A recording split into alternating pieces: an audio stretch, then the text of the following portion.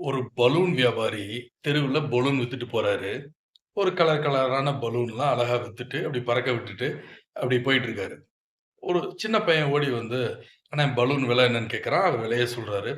"அண்ணே இந்த கருப்பு கலர் பலூன் வந்து பறக்குமாண்ணே?" அப்படி கேட்கறான். அதுக்கு அந்த வியாபாரி சொல்லியிருக்காரு, "தம்பி, அந்த பலூன் மேல இருக்க கலர் ஒரு மேட்டர் இல்ல. அந்த பலூனுக்குள்ள இருக்க காத்து தான். இந்த ஒரு ஹீலியம் அப்படின்ற அந்த காத்து தான் பெரிய விஷயம். அந்த காத்து இருந்தா எந்த கலர் பலூன்னாலும் பறக்கும்." அப்படின்னு அந்த பலூன் வியாபாரி சொல்றாரு. அதேபோல நம்ம எந்த ஒரு நபரையும் வெளிப்புறத்த பார்த்து, இவர் அ நல்லா ஷைன் பண்ணுவாரா? இவர் நல்லவரா? அப்படின்னு முடிவு பண்ண முடியாது.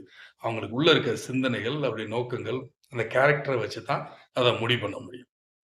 Expose yourself. ஒரு பலூன் வியாபாரி தெருவுல பலூன் வித்துட்டு போறாரு. ஒரு கலர் கலரான பலூன்லாம் அழகா வித்துட்டு, அப்படி பறக்க விட்டுட்டு, அப்படி போயிட்டு இருக்காரு. ஒரு சின்ன பையன் ஓடி வந்து, "அண்ணே பலூன் விலை என்னன்னு?" கேட்கறான். அவர் விலைய சொல்றாரு. "அண்ணே இந்த கருப்பு கலர் பலூன் வந்து பறக்குமாண்ணே?" அப்படி கேட்கறான்.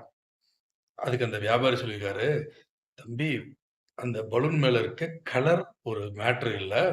அந்த பலூனுக்குள்ள இருக்க காத்து தான். இந்த ஒரு ஹீலியம் அப்படின்ற அந்த காத்து தான் பெரிய விஷயம். அந்த காத்து இருந்தா எந்த கலர் பலூன்னாலும் பறக்கும்." அப்படின்னு அந்த பலூன் வியாபாரி சொல்றாரு.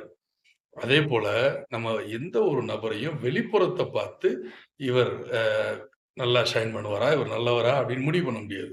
அவங்களுக்கு உள்ள இருக்க சிந்தனைகள், அவருடைய நோக்கங்கள், அந்த கேரக்டர வச்சு தான் அத முடிவு பண்ண முடியும். Expose yourself.